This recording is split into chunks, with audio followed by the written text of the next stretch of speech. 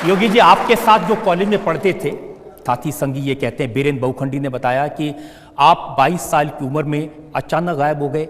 ऐसे वक्त जब लोग आपको प्यार करते थे, आपकी प्रखर बुद्धि की सराहना करते थे, आप बहुत अच्छे स्टूडेंट थे, लेकिन संगी साथियों को छोड़ के, परिवार को छोड़ के अचानक चले गए। देखिए, सच है, लेकिन जीवन का कोई उद्देश्य तो होना चाहिए। वह क्षण अत्यंत कठिन होता है, लेकिन वो मैंने निर्णय लिया। मैंने अपने कॉलेज के दिनों में अखिल भारतीय विद्यार्थी परिषद और इस दुनिया के सबसे बड़े स्वयंसेवी संगठन राष्ट्रीय स्वयंसेवक संघ की कार्यपद्धति को, राष्ट्र के प्रति उनके समर्पण के भाव को देखा तो मेरे मन में आया कि मुझे भी इस दिशा में कार्य करना चाहिए। और उस समय मेरा संवाद और मेरा संपर्क हुआ राम जन्मभूमि मुक्ति यज्ञ समिति के अध्यक्ष गोरक्ष पीठाधीश्वर पूज्य महंत विद्यानाथ जी महाराज से। उन्होंने मुझे 2-3 बार गोरखपुर बुलाया, लेकिन मैं क्योंकि विद्यार्थी परिषद और राष्ट्रीय स्वयंसेवक संघ के कार्यक्रमों के साथ इतना जुड़ा हुआ था कि समय नहीं मिल पा रहा था। लेकिन जब राम जन्मभूमि आंदोलन बहुत तीव्र और आगे बढ़ा तो मुझे लगा कि अब मुझे उस मिशन में आगे बढ़ जाना चाहिए, तो मैं गोरखपुर चला गया।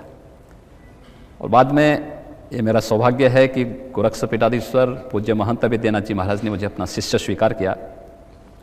मैंने उनसे संन्यास की दीक्षा ली और फिर एक नाथ योगी के रूप में मैं आया। लेकिन संन्यास लेने के पहले मैंने अपने पूज्य गुरुदेव के सामने कुछ प्रश्न उससे रखे थे, क्योंकि ऋषिकेश और हरिद्वार में रह करके मैंने ये देखा था कि बहुत सारी चीज़ें मेरे सामने आई थी। देखता था मैं, संन्यास का मतलब क्या पलायन है, और अगर पलायन है तो मैं पलायन, जीवन में पलायन का रास्ता नहीं अपनाना चाहता था।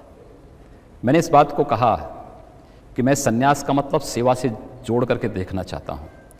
उन्होंने कहा कि गोरक्षपीठ जिस अभियान के साथ जुड़ी हुई है, एक बार तुम उसको देखो। तो 6 महीने का समय दिया उन्होंने मुझे, और मुझे लगा कि वास्तव में संन्यास का जो सही अर्थ है उसको गोरक्ष पीठाधीश्वर महंत विद्यानाथ जी महाराज जी रहे हैं। तो उन्होंने मुझे शिष्य के रूप में स्वीकार किया, मैंने उन्हें गुरु के रूप में स्वीकार किया, और मैं सन्यासी के रूप में, योगी आदित्यनाथ के रूप में सबके सामने आ गया। लेकिन वो व्यक्ति जिसको सब लोग प्यार करते थे, इतना कठोर कैसे हो सकता है? माता पिता को नहीं बताया, भाइयों को नहीं बताया, बहन को नहीं बताया? देखिए, एक छोटे परिवार से एक बड़े परिवार में सन्यास के रूप में मेरा आगमन है। व्यक्ति परिवार के बारे में जब सोचता है तो सोच बड़ी संकुचित होती है। जब पूरे समाज के बारे में, पूरे राष्ट्र के बारे में सोचता है, वो विराट सोच है, ये सही मायने में हिंदुत्व की सोच है, और उस सोच को है। लेकिन जब आप सन्यासी बन गए, माता पिता ने आपको देखा, सिर मुंडा लिया था, भगवा कपड़े पहन लिए थे, कानों में कुंडल था, वो तो बहुत रोए आपको देख के। हाँ, क्यों नहीं। उनके सामने मेरे पिता जो है उनको जानकारी नहीं थी, क्योंकि मैं किसी को बता के गया ही नहीं था। तो समाचार पत्रों में निकला होगा तो उनको कहीं से जानकारी मिली, तो मुझे ढूंढते ढूंढते गोरखपुर पहुंचे। मैं संजोग से मंदिर में सफाई के कार्य को देख रहा था तो मेरी नज़र अचानक पड़ी, लेकिन मैं इस भेष में कैसे उनके सामने जाऊं, मुझे स्वयं संकोच हुआ। लेकिन अब जाना था तो उन्होंने मुझे देखा तो उनकी आंखों में आंसू आ गए। लेकिन मैं उनको ढांढस बंधवाया, बिठाया, ले गया। बिठा करके फिर मैंने अपने पूज्य गुरुदेव से फ़ोन से, गोरखपुर में नहीं थे लेकिन मैंने उनको फ़ोन से सूचना दी। तो मुझे पूज्य गुरुदेव को लगा कि ऐसा नहीं हो कि मैं फिर अपने पिता के साथ चला जाऊं। तो उन्होंने मुझसे पूछा कि तुम्हारी मानसिकता क्या है। मैंने कहा नहीं, मैंने जब संन्यास ले लिया है तो मैं तो गोरखपुर में ही रहने के लिए आया हूँ, लेकिन आपको वास्तविकता से अवगत कराना मेरा कर्तव्य है। मैंने आपको बताया है। उन्होंने फिर बातचीत किया, उन्होंने बताया कि भाई देखो, तो जीवन का उद्देश्य होता है। खैर, उन्होंने बाद में इसको स्वीकार भी किया कि नहीं भाई, तुम्हारा मार्ग ठीक है, तुमने जो किया ठीक किया है, अच्छा है, हमारी शुभकामनाएं हैं, हमारा आशीर्वाद है। आपके बारे में रिसर्च करते करते मुझे ये भी पता चला कि आपकी बड़ी बहन थी, 5 साल बड़ी, जो आपको पहली क्लास में जब जाते थे तो उंगली पकड़ के ले जाया करती थी जंगल के रास्ते से स्कूल। हाँ। और सबसे ज़्यादा करीबी वही थी आपकी।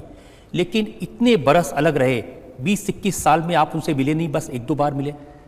मैं सही बता रहा हूँ कि मैंने जीवन में जो कुछ भी सीखा है अपनी माँ और अपनी बहनों से सीखा है।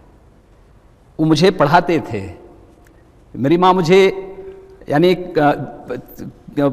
मुझे अक्षर का ज्ञान मेरी माँ ने कराया। लेकिन और पूरे उस स्कूली शिक्षा के बारे में भी इंग्लिश मेरी बहन मुझे पढ़ाती थी। लेकिन जब मैंने कहा ना कि एक छोटे परिवार से एक बड़े परिवार में एक सन्यासी के रूप में मेरा मिलन है और मैंने उसको उस रूप में मैं जीवन जी रहा हूं और पूरे समाज को एक परिवार के रूप में लेकर के आगे बढ़ने का प्रयास कर रहा हूं। अब योगी जी, मैं भी समझना चाहता हूं, देश की जनता भी समझना चाहती है, कोई ऐसा कठोर कैसे हो सकता है कि आप सन्यासी बन गए, उसके 2 साल बाद आप भिक्षा लेने के लिए अपने घर गए, अपनी माँ से भिक्षा मांगी, माँ के दिल पे क्या बीती होगी? देखिए, सन्यास का एक धर्म है वो, और उसका निर्वहन प्रत्येक को करना होता है कि जीवन में उसको एक बार अपने परिवार से भिक्षा लेने के लिए जाना ही होगा, और मुझे लगता है कि उसका निर्वहन मैंने भी किया है।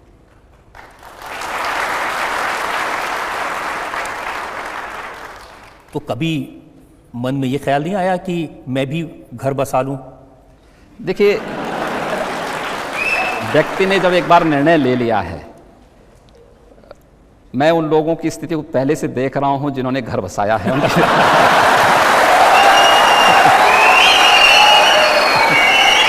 तो कम से कम मैं उस टेंशन से फ्री हूं। लेकिन मेरी शुभकामनाएं होती हैं, जब कोई व्यक्ति शादी करता है तो मैं उसको शुभकामना देने, आशीर्वाद देने जरूर जाता हूं।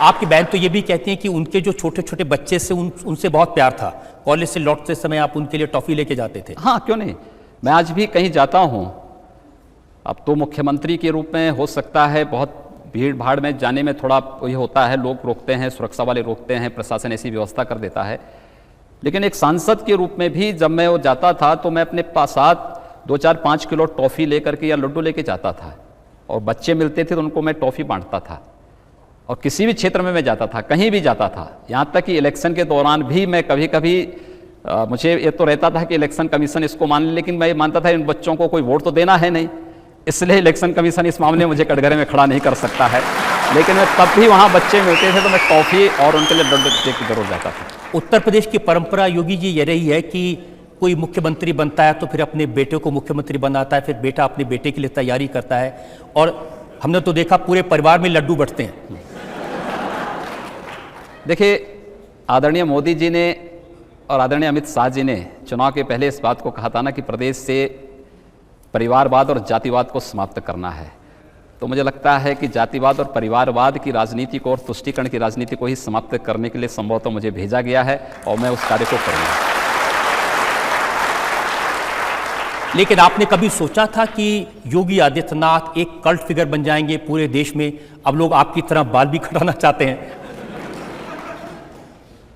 देखिए, मैं तो एक सन्यासी हूं, लोक कल्याण का मार्ग जितना भी प्रशस्त हो सकता है उतना मैं पूरी जी जान से उसके लिए प्रयास करूंगा, और मैं उसके लिए लगा हूं। मुझे पार्टी ने, मुझे हमारे राष्ट्रीय अध्यक्ष जी ने, आदरणीय प्रधानमंत्री जी ने एक अवसर दिया है उत्तर प्रदेश की जनता की सेवा करने का, उस दायित्व का निर्वहन मैं करने का प्रयास कर रहा हूं। मुझे लगता है कि आप सबकी शुभेच्छा से, शुभकामनाओं से मैं उसमें सफल होऊंगा। लेकिन योगी जी, दुनिया को तो ये लगता है कि ये कैसा अजूबा है, ये कैसा नमूना है कि ये भगवे वस्त्र पहने हुए है, सन्यासी है, लेकिन राज सिंहासन पर बैठे हैं। हाँ, ठीक बात है, ये भारत की वास्तविक परंपरा रही है। जिन्होंने भारत को नहीं समझा है वे लोग ये प्रश्न कर सकते हैं, लेकिन इस देश का योगी ही इस देश का राजयोगी भी बना है, और उस राजयोगी के रूप में उस दायित्व का निर्वहन दिल्ली में मोदी जी कर रहे हैं, तो उत्तर प्रदेश में उन्होंने दायित्व मुझे किया।